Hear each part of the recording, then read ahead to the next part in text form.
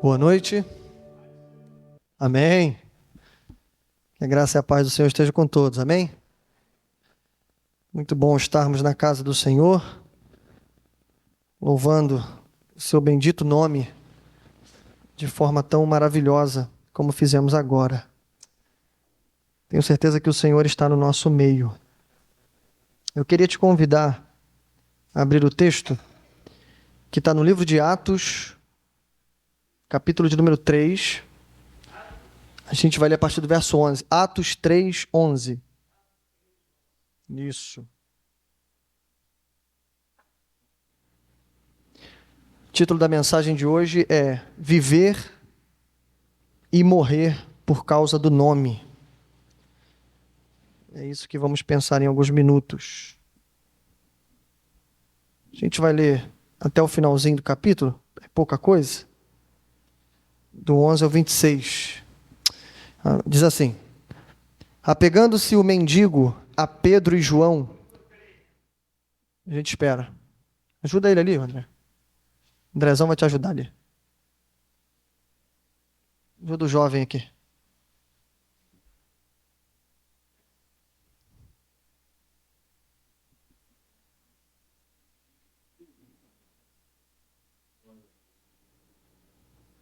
Atos 3, 11.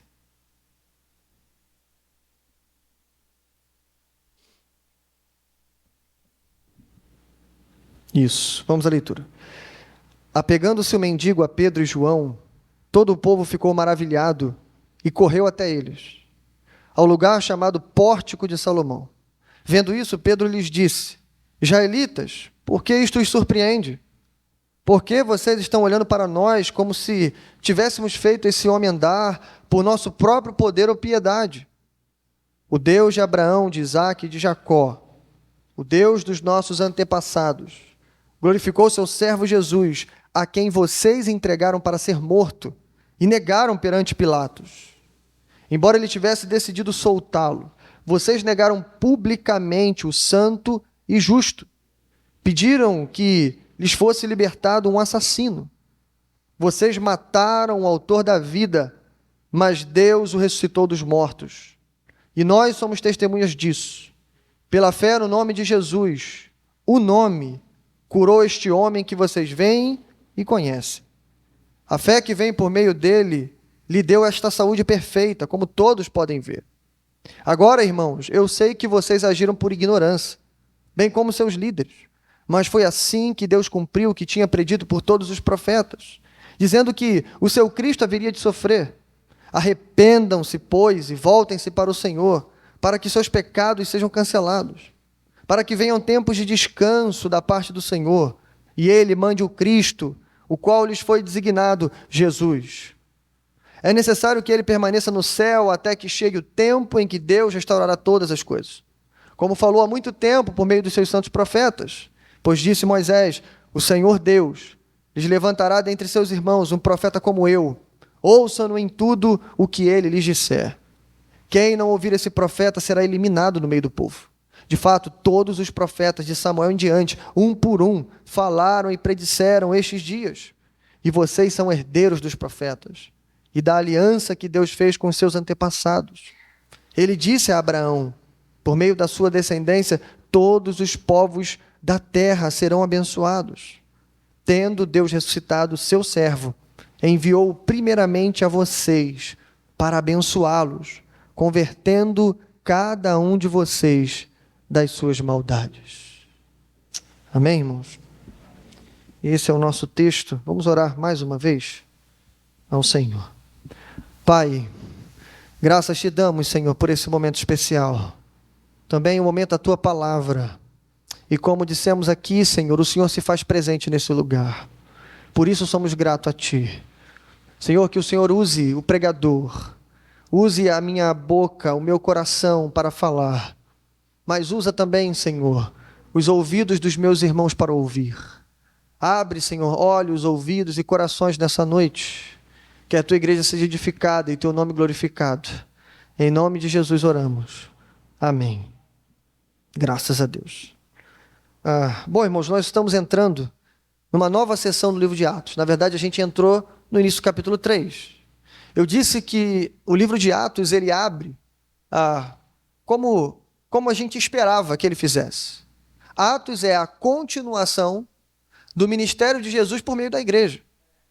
Então, a primeira pergunta que o livro de Atos vai responder é: quem é essa igreja? Qual é a identidade dela? O que ela pode fazer? O que ela tem feito? Como ela socorre os seus irmãos? Como ela prega a palavra? Como ela persevera? A gente viu na doutrina, na comunhão, no partir do pão e nas orações. Isso é identidade. Essa é a igreja que nós devemos ser. Mas quando a gente vai para o capítulo 3, é como se isso fosse continuar, só que uma nova sessão é aberta. Uma das primeiras implicações do poder do Espírito nos atos da igreja, esse é o nosso tema global, é o Espírito Santo promove no meio da igreja a centralidade da pessoa de Jesus. Quando uma igreja é dita cristocêntrica, ela prega Jesus, ela fala de Jesus, ela canta Jesus, ela respira Jesus. Isso comunica para todos que estão ao redor. Aí tem uma igreja cheia do Espírito Santo. Bom, essa é a seção de Atos 3. E a implicação disso, o derramar disso, é quando Pedro vira para aquele paralítico e diz: olha, eu não tenho isso que você me pede, mas o que tenho, isso te dou. Ou seja, é uma igreja que está cheia do poder do nome de Jesus. Por isso o tema de hoje é viver e morrer por causa do nome. Esse tema ele vai até o final do capítulo 4. Mas antes da gente entrar, e antes de falarmos do nome de Jesus, eu quero dar um passo atrás e pensar com você rapidinho, ainda em título de introdução, sobre o nome de Deus. O nome do Deus de Abraão, Isaque e Jacó. O nome de Deus Pai, que alguns chamam de Yahvé, Jeová, Yehoa. Tem tantos nomes. Esse Deus, o nome de Deus, antes da gente falar do nome de Jesus. No final eu vou retomar isso e a gente vai compreender um pouquinho por que estamos fazendo isso. Duas coisas importantes sobre o nome de Deus. Primeiro, a gente não sabe qual é o nome de Deus. O judeu diz que o nome de Deus é impronunciável. Segundo a halahá, que é a tradição judaica, quando os copistas judeus, os primeiros copistas lá antes de Cristo, no Antigo Testamento ainda, estavam fazendo cópias dos livros, Torá, Profetas, dos Salmos. E segundo a tradição judaica, isso era lei lá. Quando o judeu estava escrevendo o texto bíblico, e toda vez que ele se deparava com o nome de Deus, que de novo, a gente não sabe qual é, por quê? Porque o nome que Deus fala para Moisés é uma frase. Eu sou o que sou. Dessa frase, eles tiraram então 4 letrinhas, o que a gente chama de tetagrama. Yod, He, Vav, He. Dessas 4 letrinhas, então, foi tirado o nome de Deus. E aí, quando o copista, então, olhava no texto bíblico o nome de Deus, sabe o que ele fazia? Ele deixava aqueles espaços em branco. Por exemplo, ele pegava um pedaço do manuscrito, do papiro, e aí ele ia deixando aqueles espaços em branco, onde ele sabia que ia entrar o nome de Deus. E a tradição dizia, olha, ele tinha que parar o serviço, ir até o tanque de purificação, tomar um banho dos pés à cabeça e voltar então agora purificado. E aí sim, purificado, ele trocava a pena, depois mais tarde a caneta, né? E aí ele escrevia então, de modo todo especial, essas 4 letrinhas que representavam o nome de Deus. Mais que isso, não só na escrita, mas na fala. Ao longo do tempo, o próprio povo judeu parou de pronunciar o nome de Deus. Porque eles interpretaram o mandamento, não tomarás o nome do teu Deus em vão, de forma literal, absolutamente literal. Se eles pronunciassem o nome de Deus, estavam fazendo isso em vão. E para não cometer esse pecado, preferiram não fazê-lo. Por isso que na sua Bíblia, quando você lê o Antigo Testamento, o nome de Deus vem escrito, às vezes, em letras maiúsculas. Senhor. Ou até Senhor com a primeira letra maiúscula. Sempre que você olhar essa palavrinha lá, ali está o nome de Deus. Algumas vezes chamado Senhor, outras vezes chamado até de o nome, Hashem em hebraico. Bom, então o primeiro detalhe é esse. o nome de Deus era impronunciável. Isso aponta para a gente, irmãos, o zelo, o cuidado que o povo de Deus tinha com o nome de Deus. Tá? Segunda coisa que a gente precisa falar é do significado do nome de Deus. Embora a gente não sabe pronunciar o nome, mas em Êxodo 3,14 está claro o que Deus queria comunicar através do seu nome. Eu sou o que sou. Essa pequena frase comunica para a gente pelo menos 3 coisas. Eu queria que você botasse isso na sua memória para chegar no final e a gente voltar a esse ponto. 3 coisinhas. Eu sou o que sou. Primeiro, identidade. Quando Deus vira para Moisés e diz, eu sou, e ele obviamente está usando o mesmo verbo que a gente conhece, que é o verbo ser ou estar, Deus está dizendo assim, eu sou o único que sou. Você já parou para pensar que toda a nossa identidade é derivada de alguém? O ser humano não tem identidade própria, a nossa identidade é derivada. Você é filho de alguém, você trabalha em algum lugar, e quando você pensa de modo espiritual, você é filho de Deus. Imagem e semelhança de Deus. Mas Deus não, irmão. Deus, ele não procede de ninguém, ele não é derivado de ninguém. Ele é o único que é. Por isso, eu sou. A segunda coisa que o nome de Deus comunica é eternidade. O tempo que Deus conjuga esse verbo é o imperfeito no hebraico, que significa um tempo atemporal. Então a frase pode ser traduzida, eu fui o que fui, eu sou o que sou, eu serei o que serei. Em outras palavras, ele nunca deixou de ser. Ele nunca deixou de existir.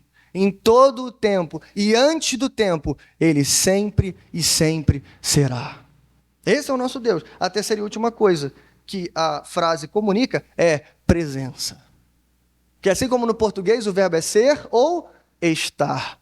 Então a frase poderia, alguns teólogos inclusive defendem isso, que a frase poderia ser traduzida, estou e sempre estarei no meio de vocês. Como se fosse, irmãos, uma espécie de mensagem. Moisés pergunta, eu vou libertar o povo que está no Egito, mas muitos não me conhecem. Eu vou chegar lá e vou dizer o quê? Quando Deus comunica o seu nome, ele não dá só um título para Moisés. Ele está mandando uma mensagem. Ei, fala para eles que eu tenho ouvido o gemido deles. Fala para eles que eu tenho visto o sofrimento deles. Fala para eles que desde agora e para todo sempre, eu estarei com vocês. Esse, irmãos, em resumo, é o nome de Deus, culminando no Salmo número 9, verso 10. Os que conhecem o teu nome, confiam em ti, pois tu, Senhor, jamais abandonas os que te buscam. Em suma, eu quero dizer que o judeu do Antigo Testamento, ele vivia em função do nome de Deus. Fiado nessas 3 coisas, ele é o único que é. Ele é sempre, ele é eterno, mas ele sempre está comigo. Eu confio no nome, porque jamais ele abandona os que o buscam. Em outras palavras, irmãos, eles não apenas conheciam o nome, eles não apenas sabiam pronunciar o nome, eles viviam e morriam por causa do nome. Bom, isso nos leva à lição de hoje. Viver e morrer por causa do nome é mais do que conhecer e reverenciar. É viver na intimidade do nome para desfrutar do poder do nome. Afinal, quem ele é? Ele é o servo sofredor. Ele é o santo e o justo. Ele é o autor da vida. Aquele que morreu, ressuscitou, mas em breve voltará. É tudo isso que o nosso texto comunica. Eu queria sua atenção. Vamos voltar ao verso 11. 11 e 12. A gente vai ver aqui 4 marcas daqueles que vivem e, se for preciso, morrem por causa desse nome. A primeira delas é, ele aponta para o nome. Vamos ler isso? Verso de número 11. Apegando-se o mendigo a Pedro e João, todo o povo ficou maravilhado e correu até eles, ao lugar chamado Pórtico de Salomão. Vendo isso, Pedro lhes disse, israelitas, por que isto os surpreende?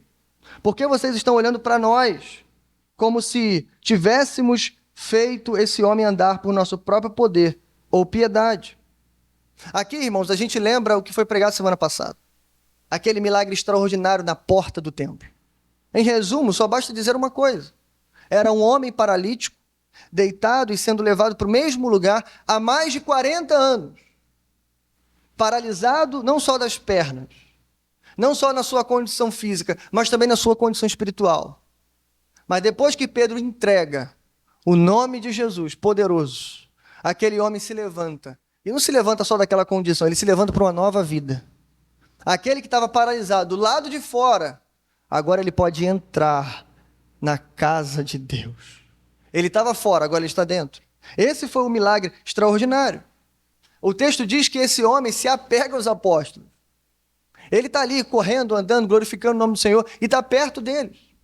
E aí, o nosso texto, então, é a reação, primeiro, do povo que foi testemunha desse milagre. E a reação deles, irmãos, infelizmente, foi uma reação negativa. A primeira reação desse povo é ficar impressionado com o milagre. Mais que isso, o texto diz que eles correm atrás dos apóstolos. Eles ficam maravilhados, correm atrás deles. E aí Pedro então diz, olha, por que vocês estão espantados assim? É curioso pensar, irmãos, porque a gente está falando aqui de judeus, israelitas, que há alguns milênios, há alguns anos, eles são o povo que atravessaram o Mar Vermelho. Eles são o povo que foram sustentados por maná, um pão milagroso que caía do céu, durante 40 anos no deserto. Todos conheciam as histórias. Eles eram um povo do milagre. O povo de Elias e Eliseu, como a gente está pregando de manhã. O povo dos profetas, o povo que aguardava a vinda do Messias. Então, de milagre eles entendiam. E agora estão diante de um milagre que não dá para refutar. Todo mundo conhecia o homem. 40 anos aleijado. Agora ele está de pé. E eles estão impressionados com isso. Por isso Pedro diz, olha, vocês estão maravilhados com o quê? Para com isso. Não olhem para nós. Não fomos nós que fizemos nada. Bom, essa é a ironia. Mas a primeira aplicação que eu tenho para você é: quem não tem intimidade com o nome, não pode desfrutar do poder do nome. O problema de Israel nesse momento, o problema daquelas pessoas que viram o milagre, não é que elas não conheciam o nome de Deus. Não é que elas não conheciam o nome de Jesus. Mas é que elas não tinham intimidade com Jesus. Elas não tinham intimidade com o próprio Deus de Israel. E a prova disso foi o que eu disse. Quando Pedro olha para aquele homem, ele diz algo muito simples. O que eu tenho, isso te dou. Irmãos, a gente não pode dar o que a gente não tem. A gente não pode lembrar daquilo que a gente não sabe. Isso é muito óbvio. Mas esse é o problema. E olha só, 3 coisas acontecem aqui que quando eu leio direto, parece que eu estou falando dos dias de hoje. Primeiro, se impressiona com qualquer coisa. Quem não tem intimidade com Deus, sabe o que ele faz? Corre atrás de qualquer coisa. Não pode ver um pseudo-profeta falando, um pseudo-curandeiro pregando, arrastando multidões, fazendo gente jogar a muleta para o lado, andar. E eu já vi isso, tá? E depois a pessoa vai lá e pega a muleta de novo, com medo de cair de novo. Isso não é milagre, irmãos. Milagre é isso aqui que a gente viu. Milagre é o poder de Deus. E aí, o milagre não levanta só o aleijado do chão. O milagre também cura a alma, restaura o coração. Então, o que a gente vê hoje é um povo que se impressiona com qualquer coisa. Segundo, um povo que está correndo atrás de homens. Aquele pessoal saiu correndo atrás de Pedro e João. Ei, para de correr atrás de homem. Você não está aqui para seguir o pastor Miguel. Você está aqui para seguir o nome de Jesus Cristo poderoso.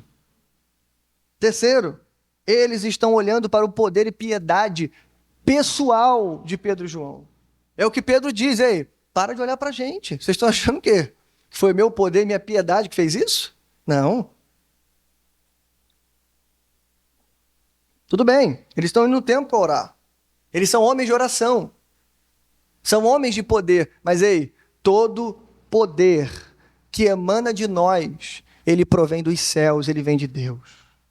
Não existe poder saindo de nós, como teve poder saindo de Jesus para aquela mulher do fluxo de sangue. Não tem isso, irmão. Mas é o poder da fé. Ei, o próprio texto vai dizer que foi Jesus que concedeu a fé para aquele homem crer, gente. Então, o que a gente vê hoje é uma inversão do que a gente acabou de ler. O que vemos hoje é profeta batendo no peito, dizendo que faz e acontece. O que a gente vê hoje é curandeiro batendo no peito, dizendo que ele faz.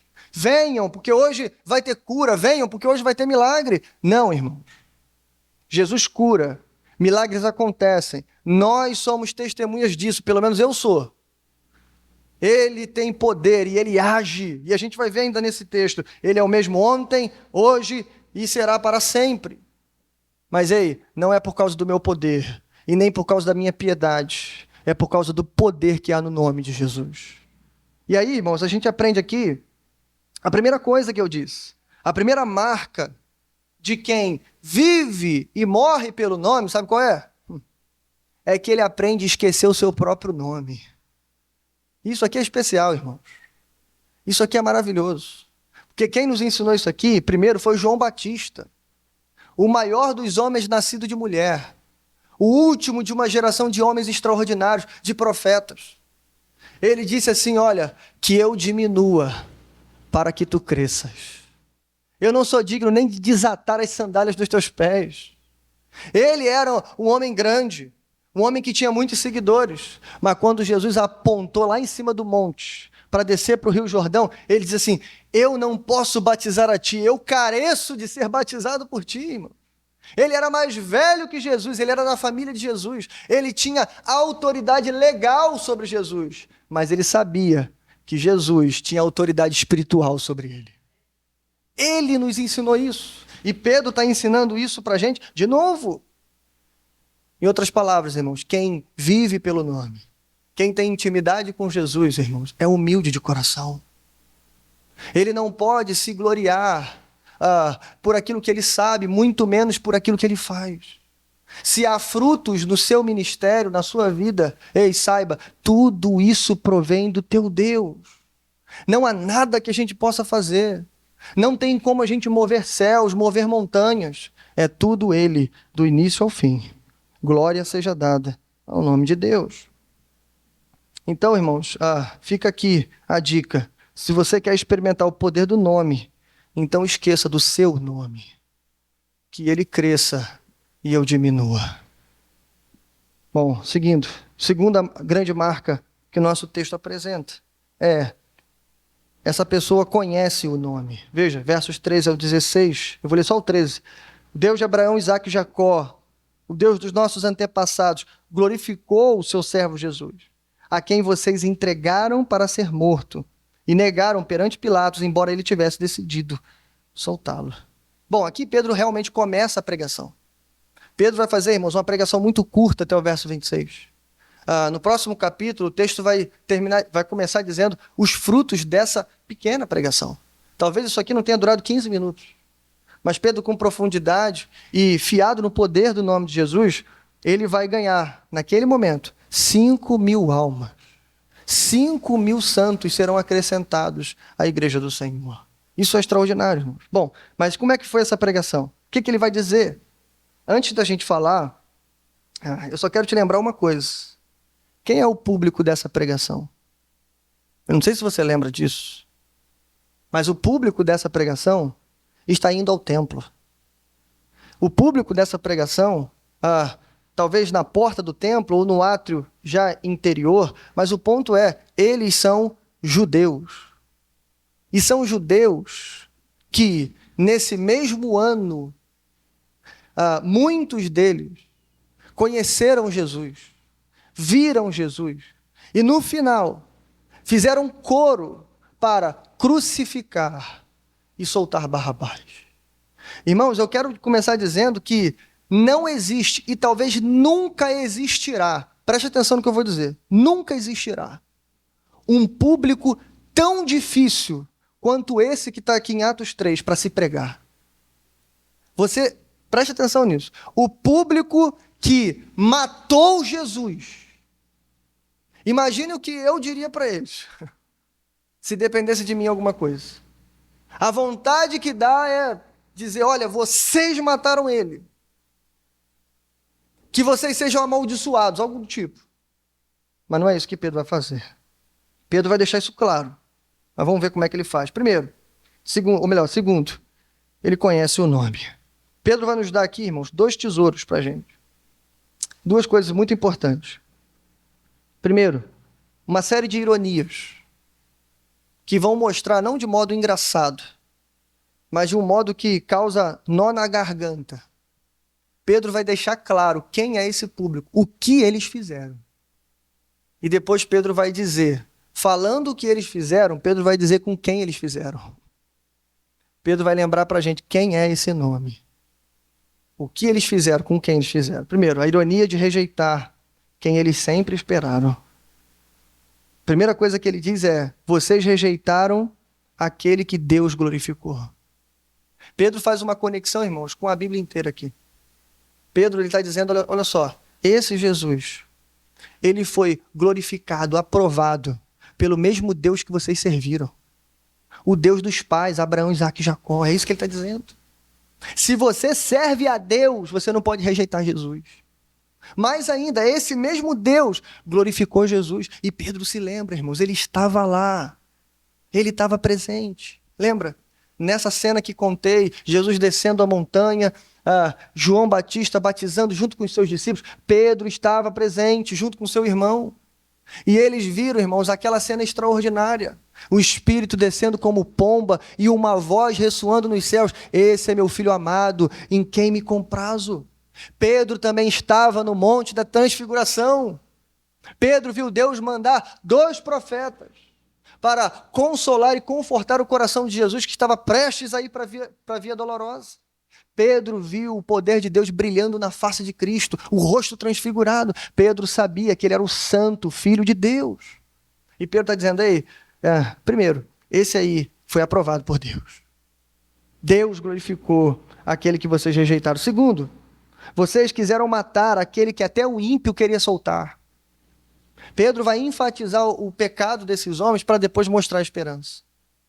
Veja, irmãos, o que o texto diz é que vocês entregaram para ser morto e negaram diante de Pilatos, que inclusive ele queria soltar. Pilatos era um governador romano, um homem pagão, um homem ímpio, mas até Pilatos não conseguiu ver que Jesus era a verdade, mas Pilatos conseguiu ver que Jesus dizia a verdade. Ele conseguiu ver em Jesus um homem inocente, o que nenhuma dessas pessoas conseguiu ver. Terceiro, aí começa a ficar pior, verso 14. Vocês negaram publicamente o santo e o justo para que fosse libertado um assassino. Veja, irmãos, isso é um contraste, isso é uma ironia. Vocês negaram publicamente, o santo, presta atenção, o santo é um título no Antigo Testamento para Deus. Deus era chamado de o santo. E ele diz, o santo, o justo. Só Deus, irmãos, é o justo. Nós podemos ser santificados, nós podemos ser purificados, mas só Deus pode ser o santo. Nós somos justificados, mas só Deus pode ser o justo, de quem emana toda a santidade e toda a justiça. E Pedro está dizendo aí, a esse que é o santo, o justo, ou seja, o próprio Deus, vocês negaram publicamente e pediram para soltar um assassino. Por último, aí, verso 15, ele diz, vocês mataram o autor da vida. Isso aqui, irmãos, é a pior declaração desse texto. Eu confesso que me fogem as palavras para explicar isso aqui. Mataram o autor da vida. Essa palavra, no grego, ela significa literalmente o príncipe da vida. Mas não no sentido de que ele é o primeiro que teve vida, mas no sentido de que toda a vida emana dele. Ele é o autor da vida. Como eu disse, aquele de quem provém toda a identidade é também de quem provém toda a vida. Então o que Pedro está fazendo aqui, e fechando essas ironias, é dizendo assim, olha que grande e terrível ironia. Irmãos, presta atenção. Ele estava na criação com Deus. A palavra falada para que todas as coisas fossem criadas foi por intermédio do Filho. Ou seja, o poder criador que emanou lá no início da criação se chama Jesus. O que Pedro está dizendo é o ar que você respira, o fôlego de vida que há em você, o coração que bate, o sangue que corre nas suas veias, provém dele. Ele é o autor da vida. E você usou cada parte dessa vida que você recebeu para matar ele. Você matou o autor da vida. Ah, irmãos, como eu disse, não há maldade pior que essa, não há pecado pior que esse, não há público pior do que esse. Mas foi isso que eles fizeram. Bom, mas em tudo isso, Pedro está dizendo para a gente quem é esse homem.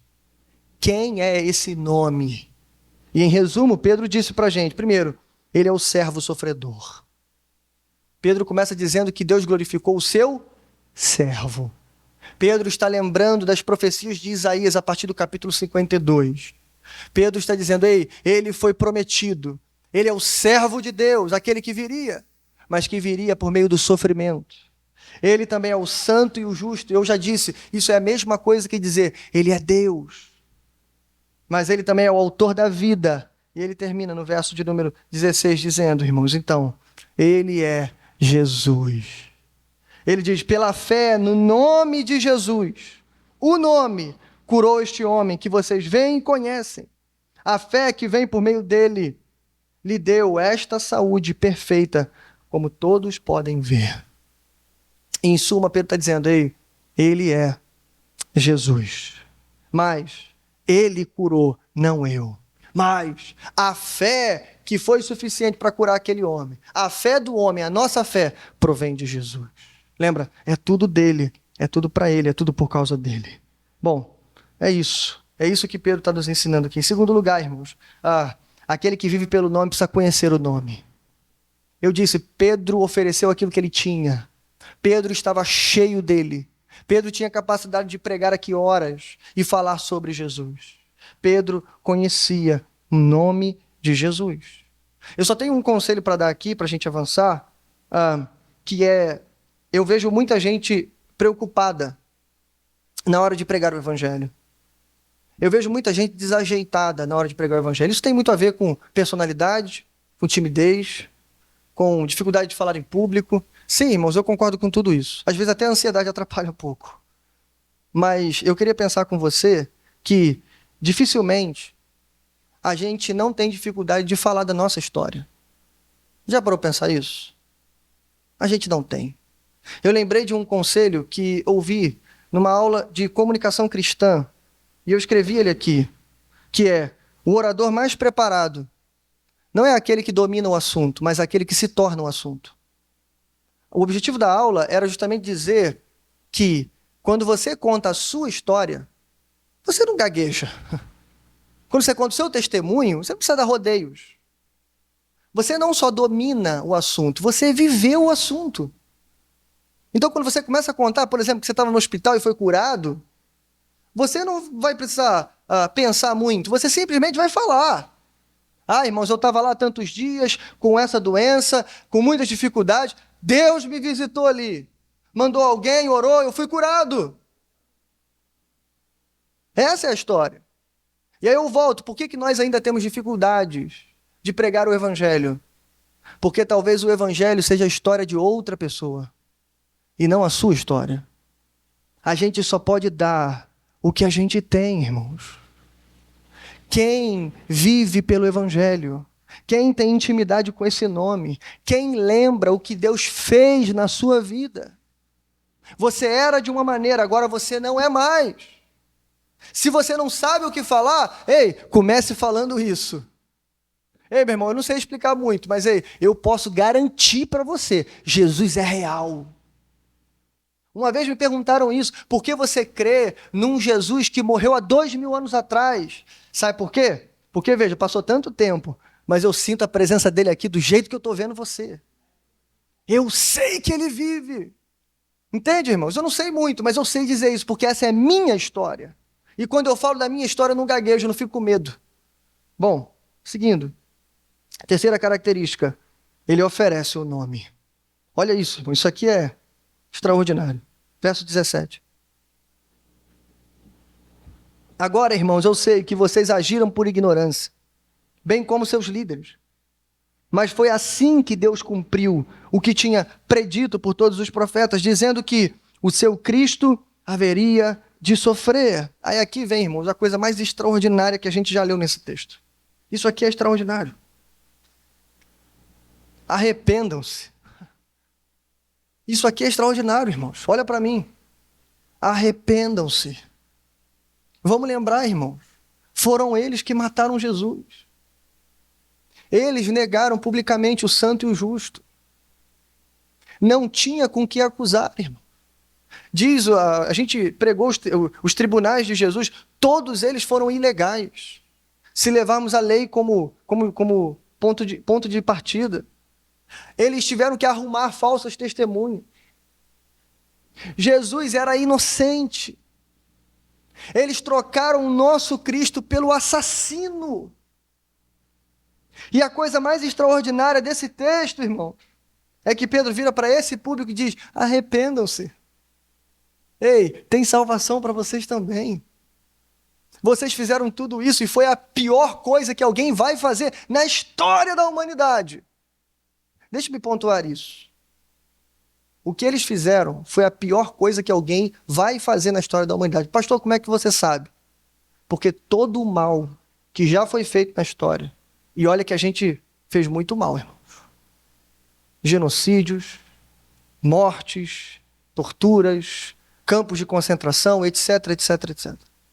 Mas tudo isso, por mais terrível que foi feito, tudo isso foi feito contra homens e mulheres pecadores. Nesse dia, eles mataram o santo e o justo. Eles mataram aquele que era perfeito e sem pecado. Então não há maldade pior do que essa. Não há nada comparado a isso. E veja, é extraordinário. Pedro acusa a ignorância aqui. Pedro fala: no fundo, vocês foram ignorantes. Vocês não sabiam quem vocês estavam mandando matar. Vocês achavam que ele era como qualquer outro homem. Lembra de Isaías 53? Olhávamos para ele e pensávamos que eram os seus próprios pecados. Não sabiam eles que ele carregava nele os nossos pecados. Olhávamos para ele, não viam beleza nem formosura. E Pedro está dizendo assim: ignorância. Pedro também está dizendo: ei, vocês erraram, pecaram, mas foi por meio de vocês que Deus cumpriu o seu plano maravilhoso. Porque ele salvaria o mundo pela sua morte.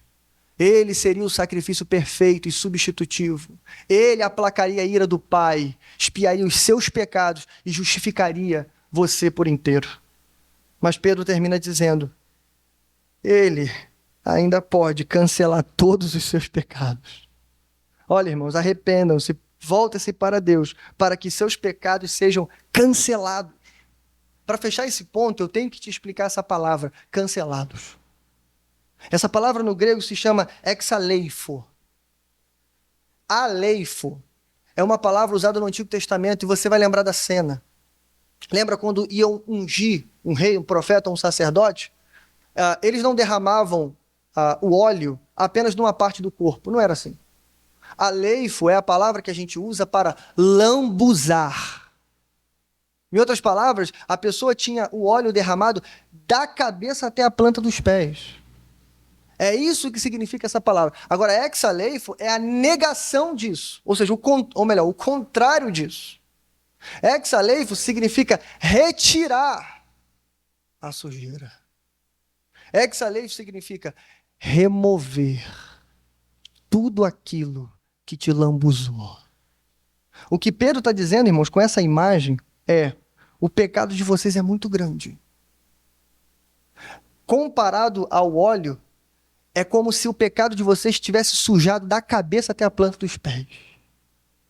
Mas vocês estão diante do nome que é poderoso para remover todo o pecado de vocês, da cabeça até a planta dos pés. E aqui a gente aprende duas coisinhas. Devemos oferecer o nome de Jesus ao pior dos pecadores. Isso está claro aqui. Segundo, que não há pecado que não possa ser limpo pela graça de Deus. Então deixa-me dizer duas coisas rápidas. Você não pode olhar para a vida de ninguém, apontar para essa pessoa e dizer assim: não, mas esse aí não, esse aí não. Esse aí é pecador demais. Esse aí é assassino. Esse aí roubou. Esse aí fez isso, fez aquilo. Esse não merece. Esse não pode. Ei, não há pecado que a graça de Deus não possa remover. Você não é mais poderoso do que a graça. Você não tem que apontar o dedo para ninguém. Pelo contrário, aponta o dedo, mas fala: arrependa-se. Se ele se arrepender, tem perdão gratuito jorrando dos altos céus para ele. Segunda coisa, nunca ouse olhar para o seu coração e dizer assim, ou para Deus ou para outra pessoa. Eu já vi gente dizer isso. Eu estou sujo demais. Eu não mereço perdão. Porque eu não pisei na lama. Eu mergulhei de cabeça na lama. Eu estou todo sujo. Eu me sujei por inteiro. Não há mais esperança para mim. Ei, não ouse falar isso. Sabe por quê? Porque a graça de Deus é mais poderosa do que você. E Deus me trouxe aqui para dizer uma coisa para o seu coração, se é que você pensou isso ou pensa isso. Ei, se andarmos na luz, como Ele na luz está, temos comunhão uns com os outros, e o sangue de Jesus Cristo nos purifica de todo pecado. Se confessarmos os nossos pecados, Ele é fiel e justo para nos perdoar os pecados e nos purificar, veja, irmãos, nos lavar de toda injustiça. A coisa mais extraordinária nesses 2 versos de 1 João capítulo 1 é o sangue de Cristo. E a segunda, de todo pecado, de toda injustiça. Só Ele pode fazer isso. Mas em quarto e último lugar, quem vive pelo nome, espera pelo nome.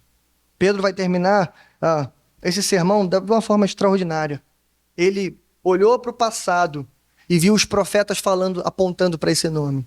Ele olhou para o presente e viu que os mesmos judeus que mataram o autor da vida, se eles se arrependerem, eles podem ser salvos pelo mesmo nome que eles crucificaram. Mas agora Pedro termina olhando para o futuro.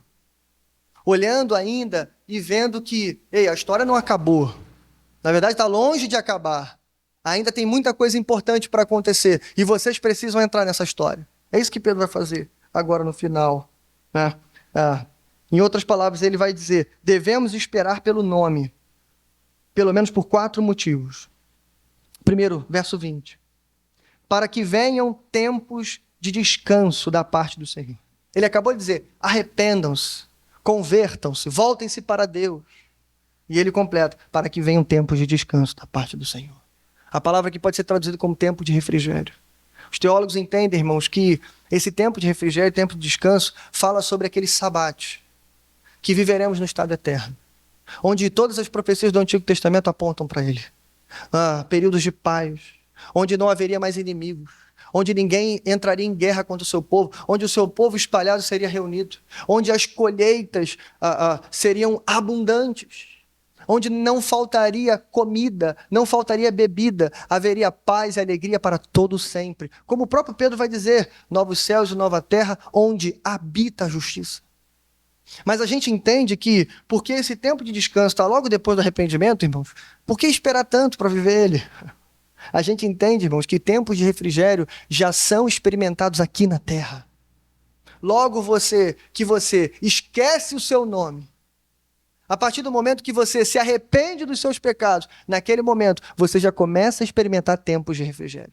E nunca confunda tempo de refrigério com tempo de prosperidade. Pelo menos não absoluta. Não confunda tempo de descanso com agora é só vitória. Não. Tempo de refrigério no mundo tereis aflições. Tem de bom ânimo, eu venci o mundo.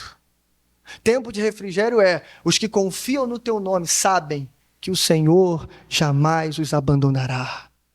Isso é tempo de refrigério. E Pedro está dizendo, a gente tem que esperar por ele, porque ele pode nos dar tempo de refrigério. Segundo, tempo de restauração. Aí sim, verso 21, Pedro então começa dizendo, olha, até que chegue o tempo em que Deus restaurará todas as coisas, como também tinha falado por meio dos seus santos profetas. Em outras palavras, irmãos, o que Pedro está dizendo tudo isso é parte de um plano. Jesus subiu, o trono nos céus foi ocupado, ele está à destra do Pai, mas ele aguarda o tempo em que ele voltará para restaurar todas as coisas. Dessa restauração, irmãos, ela será grandiosa, ela será imponente. Jesus vai julgar os ímpios, vai salvar o seu povo e vai completar todas as coisas. Esse será o fim dos tempos. Mas Pedro dá um alerta aqui, versos 22 e 23. Pedro está dizendo, olha, assim como Moisés falou, e o que Moisés falou? que do meio de vocês surgirá um profeta semelhante a mim, e vocês devem ouvi-lo. Só que o verso seguinte é o que Pedro aproveita. E ele diz, olha, quem não ouvir ele será eliminado do meio do povo. Eu vou traduzir isso. Pedro está dizendo assim, ei, a história que continua, que passou pela morte dele, pelo envio, o retorno dele para os céus, ele voltará. Mas preste atenção, tempo de descanso, tempo de restauração, mas tem também última chance. O que Pedro está dizendo aqui é, o tempo está acabando. Última chance. Ei, não existe teoria ou teologia da segunda chance. Não existe. A nossa oportunidade é o tempo que se chama hoje, como diz o autor de Hebreus. É hoje e nenhum outro dia mais. Porque amanhã você pode ser chamado individualmente ou coletivamente. Quem dera. Amanhã a trombeta pode tocar. Acabou, irmãos. Quem ouvir vai ter um encontro maravilhoso. Mas aqueles que verem daqui de baixo, Jesus voltará como um ladrão. Eles serão julgados. E então serão lançados no lago de fogo. Serão eliminados dentre o povo. Esse é o alerta. Mas Pedro termina com bênção. Ele está dizendo, olha, vocês também têm que esperar por ele, porque tem bênção para todos os povos, especialmente para vocês. Isso aqui eu quero ler contigo, a gente já vai caminhar para o final, porque isso aqui fecha tudo que a gente falou a respeito do nome. Olha só, verso 24. De fato, todos os profetas de Samuel em diante, um por um falaram e predisseram esses dias. E vocês, lembra? O público mais difícil. São herdeiros dos profetas e da aliança que Deus fez com seus antepassados. Dizendo a Abraão, por meio da sua descendência, todos os povos da terra serão abençoados. Tendo Deus ressuscitado o seu servo, enviou primeiramente a vocês para abençoá-los, convertendo cada um de vocês das suas maldades. O que Pedro está dizendo é, lembra daquela promessa que foi feita a Abraão? Então, ela se cumpriu em Cristo. Cristo é o descendente de Abraão, que por meio dele todas as nações seriam abençoadas. Mas espera aí, calma. Ele deixou uma ordem, lembra? Ser-me-eis minhas testemunhas, tanto em Jerusalém, quanto em Samaria, quanto em toda a Judéia, Samaria e até os confins da terra. Antes da gente ir para os confins da terra, primeiro a gente vai para Jerusalém. O que Pedro está dizendo é, bênção para todas as nações, mas primeiro para vocês. Pedro ainda está mostrando a prioridade de Deus dentro do seu plano salvífico. Isso aqui é graça, é misericórdia. E mais, Pedro está falando de um tempo em que todas as nações não só seriam alcançadas com o evangelho, como a gente está vendo aqui, mas que todas as nações proclamariam o nome do Senhor. Salmo 86, 9, veja. Todas as nações que tu formaste virão e te adorarão, Senhor. Glorificarão o teu nome. Salmo 102, 15. Então as nações temerão o nome do Senhor. Todos os reis da terra, a sua glória. Eu sei que Pedro está falando para o público que matou Jesus. Mas, irmãos, cada uma dessas palavras serve para você também. E eu vou só pontuar para você. Quem vive pelo nome, espera pelo retorno do nome. E ele está voltando, irmãos. Preste atenção nisso. Primeiro, também podemos antecipar o tempo de refrigério. Segundo, seremos objetos da restauração que está por vir. Terceiro, também devemos nos apegar a esse nome, porque essa é a última chance. E quarto, esperamos pelo dia em que todas as nações vão declarar esse nome. Eu pergunto para você, qual é o nome que as nações vão declarar? Eu quero concluir pensando somente isso. Eu não sei se você sabe, mas no final dos tempos, todas as nações serão reunidas, inclusive os ímpios. É claro que estaremos em posições diferentes como um grande tribunal. Nem todo mundo que vai no tribunal é o criminoso. O criminoso tem o seu lugar para sentar. O júri tem o seu lugar para sentar. Mas todos estaremos diante do mesmo rei. Eu não sei se você sabe qual é o nome que será proclamado nesse dia. Isaías fala desse nome. Paulo fala desse nome. A Escritura fala desse nome. E antes de dizer qual é o nome, eu quero lembrar aquela discussão que tivemos lá na introdução. Lembra que o judeu perdeu a pronúncia do nome de Deus durante os tempos, com medo de falar o nome de Deus em vão. A ponto de que hoje a gente lê o texto hebraico, mas a gente não sabe pronunciar, irmão. Se é Yahvé, Yahweh, Yehoa, Jeová, Javé, a gente não sabe qual é o nome de Deus. E aí eu faço a pergunta para você. Você acha que isso é importante? Você acha que é importante saber como pronunciar o nome de Deus? Você acha que é? Na internet o pessoal acha que é importante. Porque se você procurar na internet, irmão, tem milhares de vídeos dizendo assim: eu descobri a pronúncia do nome de Jesus. O nome de Jesus sendo proclamado. Ou melhor, de Jesus não, de Deus. O nome de Deus. Aprenda a pronunciar o nome de Deus. Está lá. O pessoal acha importante. Lembra? Deus nunca quis dar um nome para o povo. Deus mandou uma mensagem para o povo. Mais ainda, nessa revelação progressiva de Deus, presta atenção, progressiva. Deus não se revelou a Abraão da mesma forma que ele se revelou a Moisés. E no primeiro século, Deus se revelou de forma excelente. Deus veio se revelando, irmãos, à medida que o tempo ia passando, até que chegasse a plenitude dos tempos. Como disse o autor de Hebreus, havendo Deus falado de várias formas e de muitas maneiras, ultimamente nos falou através do Filho. Essa é a plena revelação de Deus. Pastor, onde que o senhor quer chegar? Vou concluir. Eu quero chegar, irmãos, que é inútil a gente ficar tentando pronunciar o nome de Deus, sendo que Ele já nos deu o nome de Jesus, o seu Filho. É inútil a gente ficar tentando pronunciar o nome de Deus, que é impronunciável, se Deus, no final dos tempos, vai fazer todas as coisas convergirem para a glória do Filho. E como disse Paulo em Filipenses capítulo 2, verso 9 ao 11, Deus o exaltou à mais alta posição. Ele deu um nome que está acima de todo nome, para que ao nome de Jesus se dobre todo o joelho, no céu, na terra e debaixo da terra, e toda língua confesse que Jesus Cristo é quem? É o Senhor, para a glória de Deus Pai. Pode dizer amém, irmão?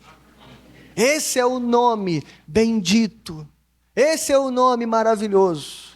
Esse é o nome poderoso que você precisa viver. Eu só quero dizer uma coisa para a gente fechar. É viver e morrer por causa do nome. Em João capítulo 16, irmãos, eu só vou dizer isso porque no próximo sermão de Atos a gente vai falar só disso. Jesus mesmo disse: eles perseguirão a vocês por causa do meu nome. Mas sabe o que é mais curioso e mais excelente em João capítulo 16? É que no mesmo capítulo, alguns versos depois, Jesus disse: naquele tempo, vocês me pedirão qualquer coisa em meu nome e vos será dado. O que Pedro fez então em Atos capítulo 3 foi nada mais do que obedecer às palavras de Jesus em João 16. Ele olhou para aquele homem: eu não tenho o que você quer, mas eu tenho algo melhor. O que eu tenho eu te dou, em nome de Jesus, levanta e anda. Pedro agora prega e diz: não fomos nós, foi o nome. No capítulo 4, eles serão perseguidos, colocados no tribunal, presos. E a primeira coisa que o tribunal vai dizer é: parem de pregar nesse nome. Pedro vai se levantar e dizer assim: só tem um problema. Não há salvação fora do nome de Jesus. Não há outro nome que importa que os homens sejam salvos. Então, irmãos, é isso que a gente precisa entender e voltar a lembrar. Precisamos buscar intimidade com o nome do Senhor. Intimidade com o nome, irmãos, é intimidade com Jesus. Esse é o nosso objetivo. O ano está começando. Vamos começar o ano de forma diferente. Criar hábitos espirituais. Criar momentos espirituais. Oportunidades espirituais. Momentos de relacionamento com qualidade com Deus. Não é só na igreja que a gente busca Jesus, é dentro de casa também. É na rua, é no trabalho, dando testemunho. A gente pode ser perseguido por causa do nome, mas não perseguido por causa dos nossos pecados. Que Deus tenha misericórdia de nós. Vamos orar?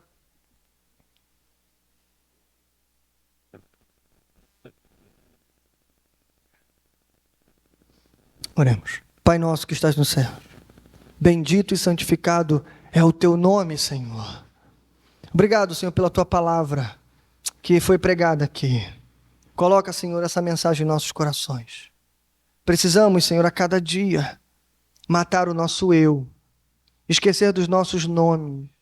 Como disse a canção, Senhor, ou como diz uma canção, que o meu nome morra com o meu corpo e o de Cristo permaneça em tudo. A gente não está aqui para construir, Senhor, um legado de nomes, de fama, de famílias. Não, Senhor. A gente não está aqui para gravar as nossas pegadas na calçada da fama. Não. Nós estamos aqui para gravar Cristo no coração das pessoas. Nós estamos aqui para proclamar o teu bendito e santificado nome. Proclamar o nome que foi rejeitado, mas o nome que será proclamado no fim dos tempos. Então, Senhor, nos ajuda. Viver por causa do nome não é fácil. Foi como vimos aqui. Seremos perseguidos. Vai ter oposição. Pessoas vão nos perguntar. Mas, Senhor, nós precisamos buscar o nome do Senhor Jesus. Para que quando vier dias difíceis, a gente possa se lembrar. Ei, quem confia no nome, se lembra que Ele jamais nos abandonará. Então, Senhor, fica conosco. Para a glória do seu nome, nós oramos. Amém e amém. Graças a Deus.